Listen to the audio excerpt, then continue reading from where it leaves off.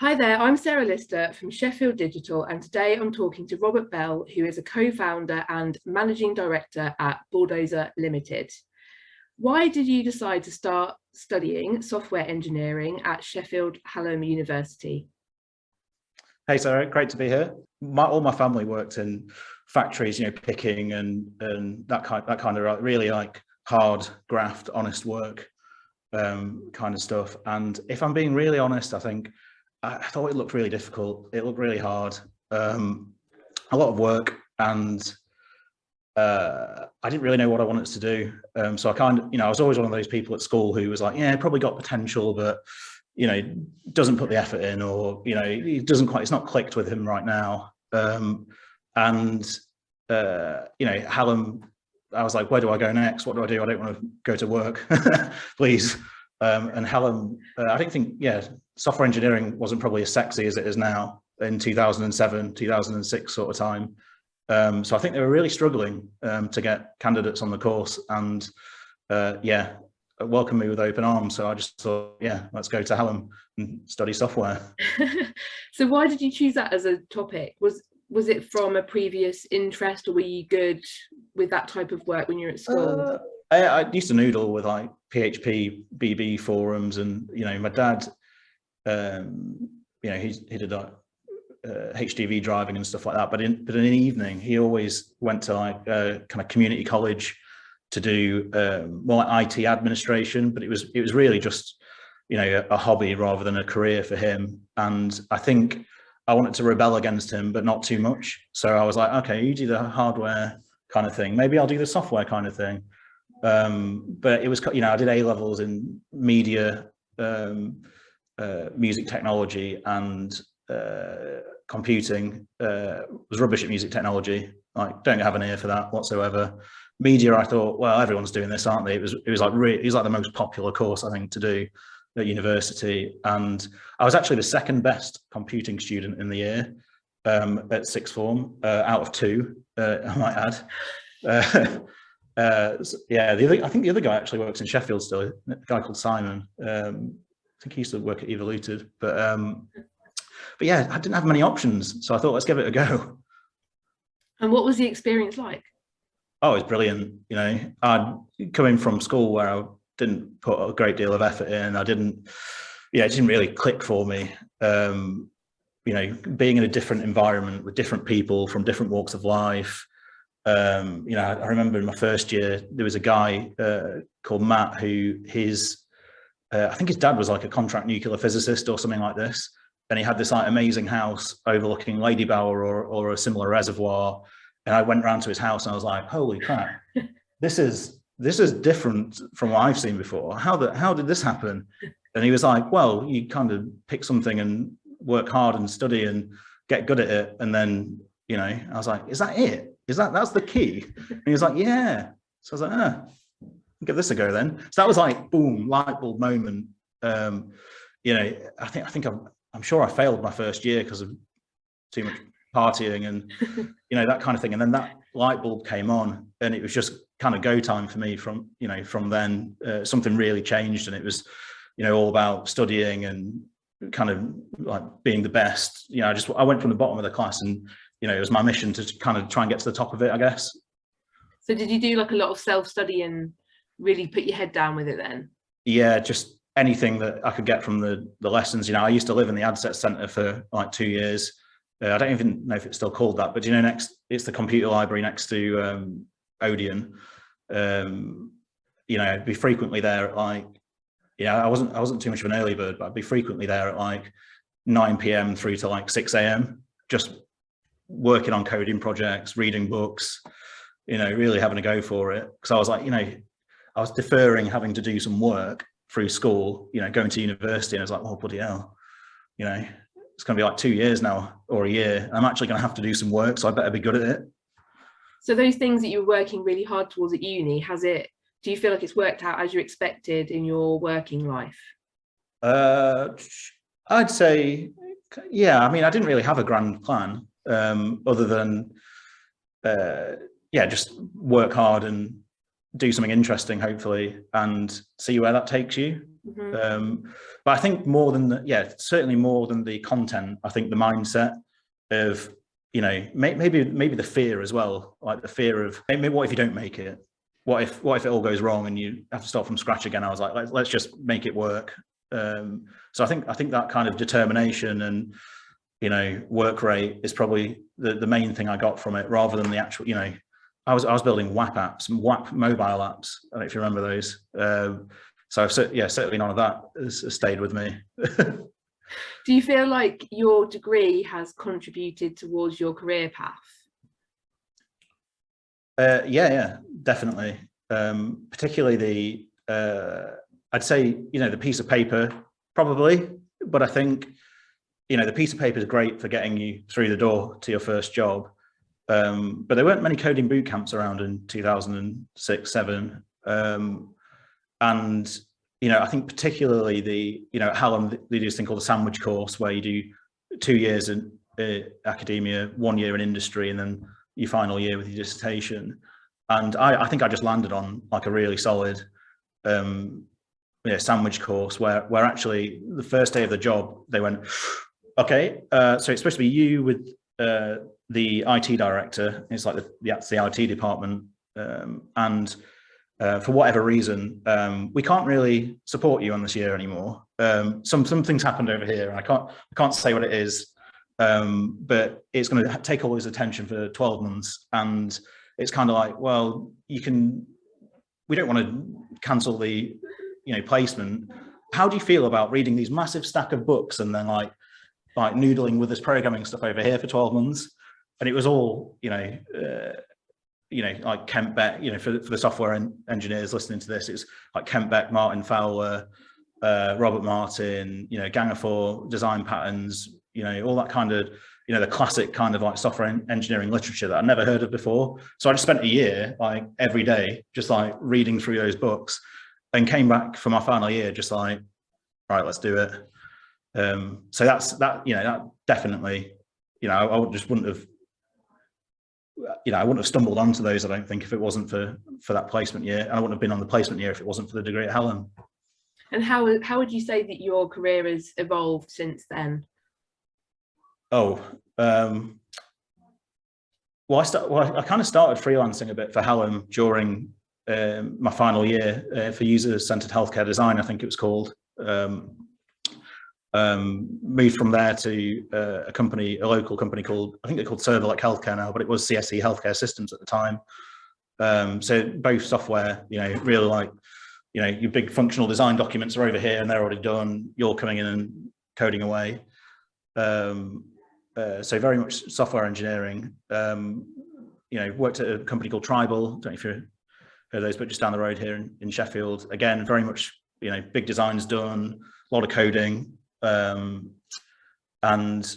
you know, I knew that I wanted to get into the you know, the bit before that a little bit, the why, like what are we building, you know, or we can build it, you know, you can build the thing right, but you know, I want to help build the right thing as well.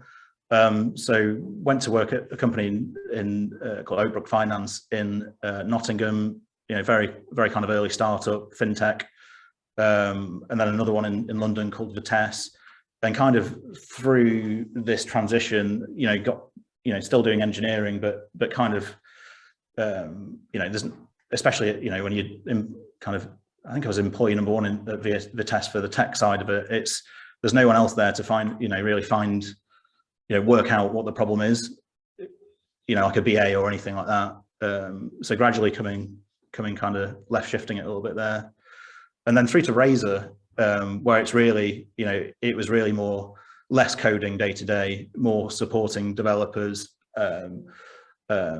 but really, you know, working a lot with clients to go, okay, you've got this problem, you know, how do we unpick that? How do we create a shared understanding of what the problem is so everyone's on the same page? How do we then kind of shape a solution that is commercially viable for you, for us, it delights the users, you know, pulling together design, UX, engineering, you know, the kind of commercial side of it as well.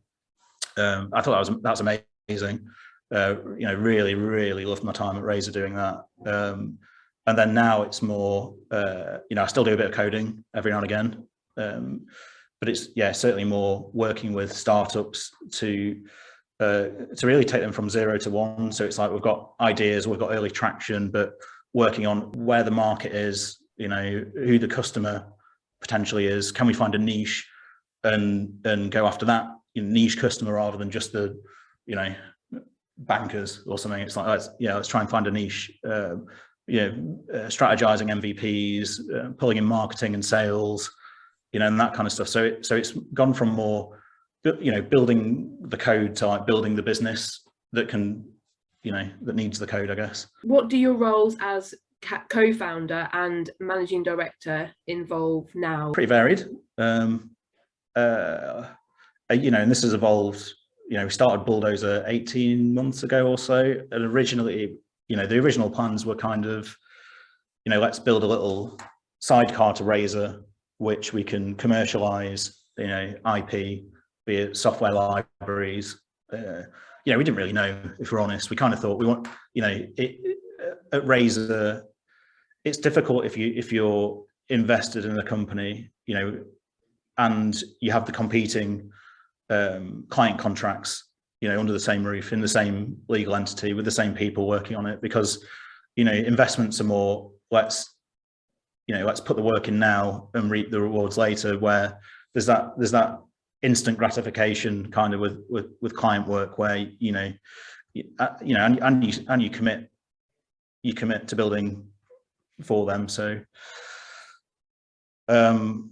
So we thought, well, it's really Steve and Jamie at Razor originally who came up with the concept. He thought, well, what if we split the business then, rather than trying to do these equity projects in Razor, let's have like a sidecar where we can kind of ring fence resource, be that capital or people, so they don't have competing priorities, and really kind of separate those two, but keep the kind of Razor culture and the vibe and the, keep them together physically, but not legally, I guess. And, in the early days, it was more, what are we trying to do? Let's build networks. Let's see what IP we could commercialize from Razor. And, we've pretty quickly moved into doing joint ventures with other entrepreneurs or businesses. So there's a lot of investment analysis, early on, what bets to take, looking in market research, trying to, it's not like we've got 10 million pounds and we're going to put 50 grand into like X amount of bets and kind of sit back and, wait for it to germinate. A lot of the work we do is quite intense, and it's quite, we're in it more than an investor. We're more of a joint venture partner. So there's a lot of investment analysis, a lot of, actually, when we've made an investment in a company or we've created a joint venture, I'm CTO of Exciting Instruments, technical director of Rate, I found out recently. IT support engineer at Sheffield Forum, I think. And for the various other ones, there is always a part to play where we try and add a lot of value. So just really wearing whatever hat is needed to be worn there. And then for Bulldozer as well, we want to make Bulldozer a real success, and we want to be able to scale Bulldozer just as much as the portfolio company. So I spend a bit of time thinking about, well, how do we incentivize partners to come on board, to scale out the, I wouldn't say advice, but the impact of having more partners there, because it's more than just advice, really. We're kind of like coupled to the companies for the long term, and we're incentivized in the right way, equity-based incentives. So getting the right people on to make that work as well. So how have you learned about all this business stuff and investment, and is it an interest of yours that you've just done some research in? How have you gone about it? Yeah, a lot of, the internet's brilliant, isn't it? Let's pour one out for the internet. All right. I got interested in venture capital tech startups, Silicon Valley kind of stuff just through Twitter about 10 years ago, probably. Y Combinator, you hear like Airbnb and Uber and all these kind of things. And yeah, just following along on that, someone posts an interesting, Paul Graham essay or something, and it's like, let's have a read of that then. And kind of following that thread. And yeah, Jamie Hinton's like a walking librarian as well. So he'll just be like, hey, read this book on this, or read that book on whatever. So a lot of Jamie's awesome recommendations. And then just, I think a fair portion of it, you've got to learn on the job. Especially you can learn the theory from the books, but once you've been burnt, once you've got the war wounds, then it gives you the confidence to like, not do something in future, or do something with more urgency in the future, or really back a decision with confidence because you've been burnt before. So there's trial by fire as well, I guess. And how do you handle working on all the different businesses, projects and investments that you're involved in? I mean, yeah, work-life balance is an interesting one, because I think I genuinely just love doing this stuff, and I love building things, and I love like talking to interesting people about ideas and that kind of stuff. So I probably don't work a 9 to 5, because it's kind of, if I'm not, you ask any of my friends, I'm always on Twitter looking at startup stuff. I'm always reading blogs or things like that. I'm always going to networking events and things like that. But it's just because I love it. It's not because you're not going to have to. It's just because I want to. In terms of time management, I think, I don't think it'd be possible unless I worked at Razor previously in the agency world, because it is very similar actually. To say you've got 4 projects on at once, and you're doing data analysis or whatever for 4 different clients, but it might only take half a day per client per week or something. You kind of have to compartmentalize and those individual projects into your little like space in your head, so you can just switch between them for the different problem domains. And I think that's skill was kind of like hard learned at Razor. I really struggled with it at first, to be honest. Going from building a mobile app for one company over here to, which is like really granular detail of getting in the code, through to whiteboarding some solution designs, which is really quite a high level activity, through to doing some line management things, through to, something else. And that may all be in the same day. So yeah, I probably developed some coping mechanisms doing that. And I think, what we do now is very akin to the agency model, where you've got different businesses or projects, and I spend time where I think we're going to get, it's beneficial for the company, and we'll get the return on investment ultimately. So yeah, just compartmentalizing it really. It's great. It's nice to hear that you enjoy it so much. And it sounds like they kind of, your work and lifestyle kind of blend together really. Yeah, what a nerd. So what are the biggest challenges that you would say that you've faced throughout your career, and how can your experience help others? I think I've learned a lot from every job that I've been in, and from the people there as well. And I think one of the challenges I kind of identified, again, just listening to someone on Twitter probably preach about it, is about learning from different people and in different situations, and different for a developer, different code bases. So you can stay on the same code base for like 6 years, and that's like 6 years, but it's not really 6 years worth of learning, because you're doing similar things all the time. So it's like the same learning, but over and over again. So it might be 1 year's worth of learning, but it's taking you 6 years. I think I just moved around early career to different businesses, to different problem domains, knowing that I'd accelerate the learning. And it was almost like working for an agency like Razor, but taking on all the risk of uprooting myself and moving to different places. Whereas I think somewhere like Razor, you get that diversity of different technologies and different problems and different people, with the security of, well, you're still working at Razor. So I think my advice, as long-winded and rambly as this is, my advice would be to try and experience different things and work out what you like, and yeah.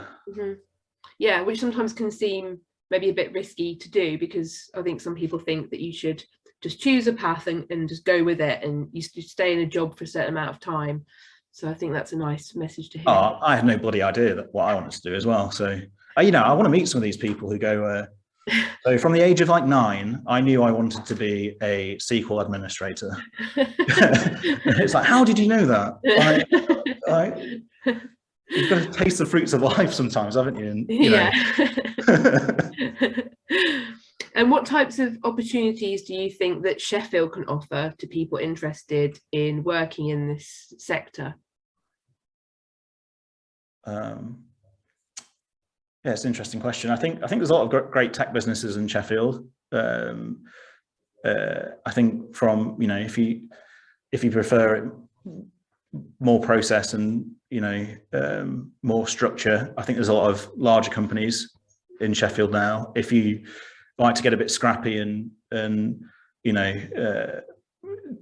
don't necessarily want the security of all the process, then there's a lot of great startups in Sheffield as well now, ranging from kind of like green tech through to hard tech, through to ed tech, anything with tech on it. There's fintech probably somewhere.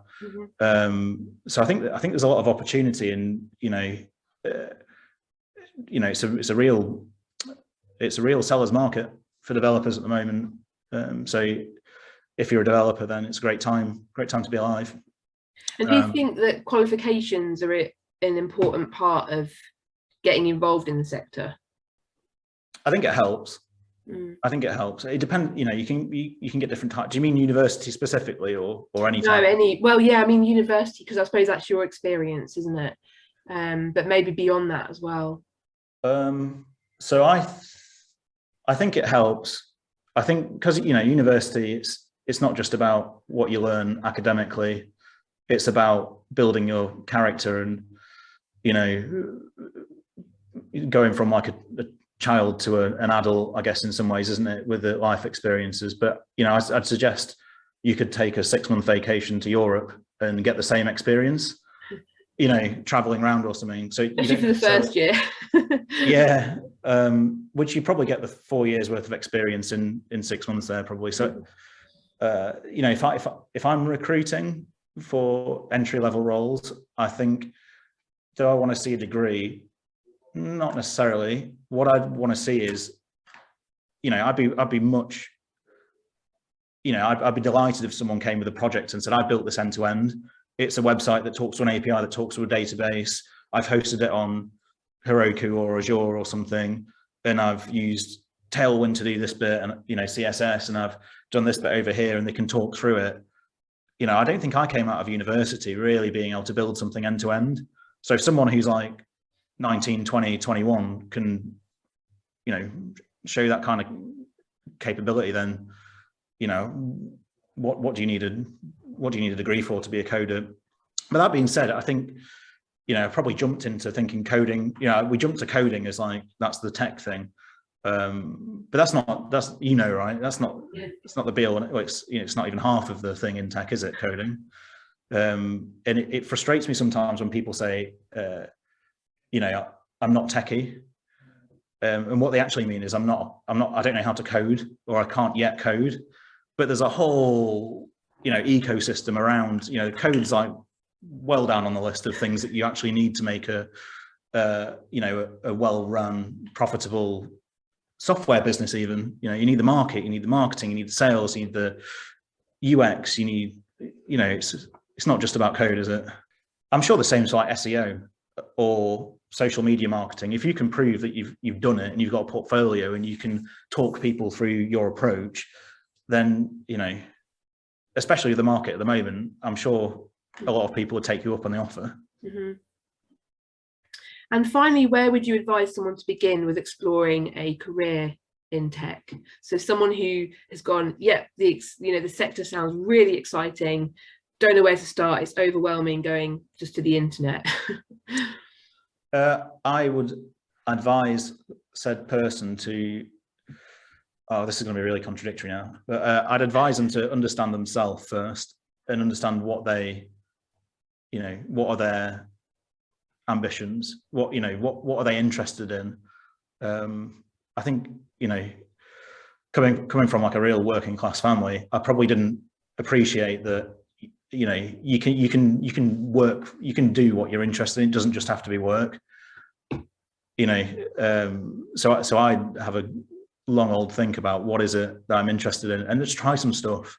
If you can get an internship somewhere, if you can, I don't know, be resourceful, try and get a toe in the door somewhere, even if it's not coding. If you want to be a coder but you can't get in doing coding, go and do support, or do something that's in the building for where you want to work, and then just show an eagerness and show a optimism and positivity and resourcefulness and persistence and all those things. And I think most people these days recruit for aptitude, and they go, if you've got the tools in the box, we can teach you how to use them. And do you think that by going to Sheffield's meetups and maybe like the startup weekend, things like that, do you think that that's a good direction for people to go in, just to start exploring and meeting people who work in the sector? Yeah, 100%. Especially I think the startup ones are awesome, because there's a lot of, you can go to a coding meetup and they're great. You can network, you can, you might not just sit at home and watch like an hour of someone coding on YouTube, but you could find the same content there, I'm sure. But these meetups aren't just about the content, are they? It's about the communication, the ideas, the networking, that kind of stuff. And I think the startup ones are great. And, I didn't go to the first, I've only started going in the last 6 months. And if it was like 5 years ago, would I have gone? Maybe I'd have been a bit intimidated. Maybe I wouldn't have gone, because I thought, well, it's all the brainy startup people.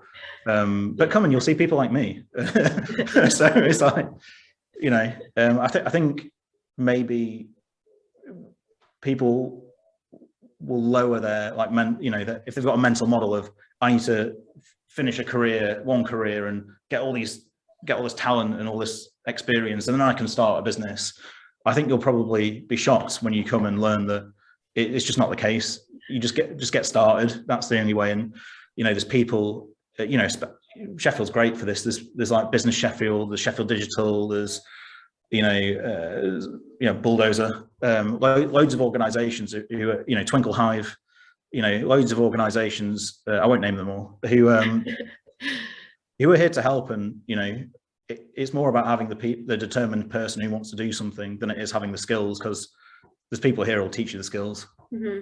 No, that's a really good message. And what's the forum, the Sheffield Forum live events like? I know that they're a bit different to what we've been talking about. So what are the organisers hoping to create with that? So we bought Sheffield Forum off of its like previous owner. I think it was the guy who set it up about 50 years ago or something like that. No, 2000-ish. And we had a really detailed business plan for Sheffield Forum. It literally had one line and it said, "Do good for Sheffield." I'm not joking either there. Like it literally, you made it pretty, especially for the time, a pretty substantial investment to buy all the assets and stuff from the guy. And we thought, it's obviously dinner's been eaten by Facebook and Twitter and all those kind of things. But I think the public sentiment against, particularly Facebook's changing. Next door, it's they harvest your data and sell it somewhere else. And we thought, well, maybe there is a space for a more like hyper localized social network kind of thing. So it'll be, just Sheffield Forum in itself is our kind of entity to publicize all the awesome stuff that happens in Sheffield. And it's not just about, it's not just a media channel, Bulldozer. It's anything awesome happens, let's shine a light on it. And I think the Sheffield Forum Live events are kind of the natural progression of that back into, you know, IRL or whatever. Yeah, so we just try and find some interesting, awesome people and put them on a stage for half an hour and say, you know, entertain us, or, you know, speak your stuff or whatever.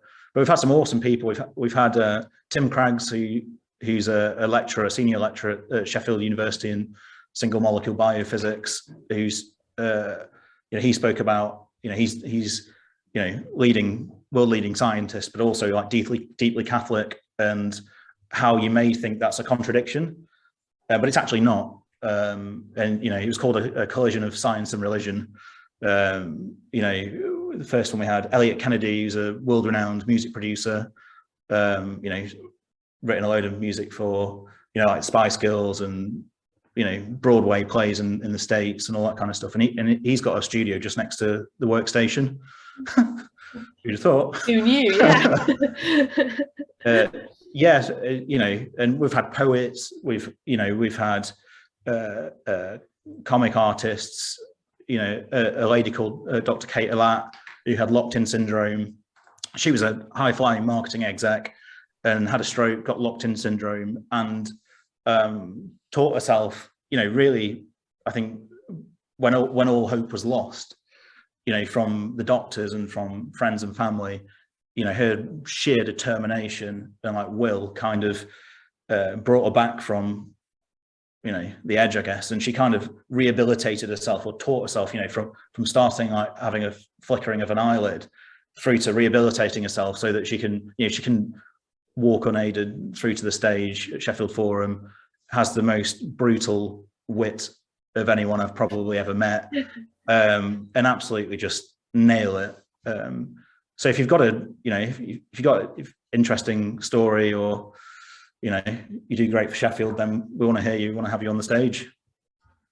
Yeah, sounds really good. I like the variety. It must be nice for you to work on something a bit different as well to what you normally do. Yeah, it's really nice, because you can, you know, I think that's the feedback we had from, you know, we had 80 people at the first one. I think it was when we had, you know, the storms the other week, you know, a month ago or so. So we probably had about 50 at the second one. But the feedback from everyone so far is, it's, you know, you've got to roll the dice. You don't know what you're getting here. And yeah, we've got some similarly diverse topics for the next one that's going to be in a couple of months. Thank you very much for a great interview and for offering your advice. Cheers, Sarah.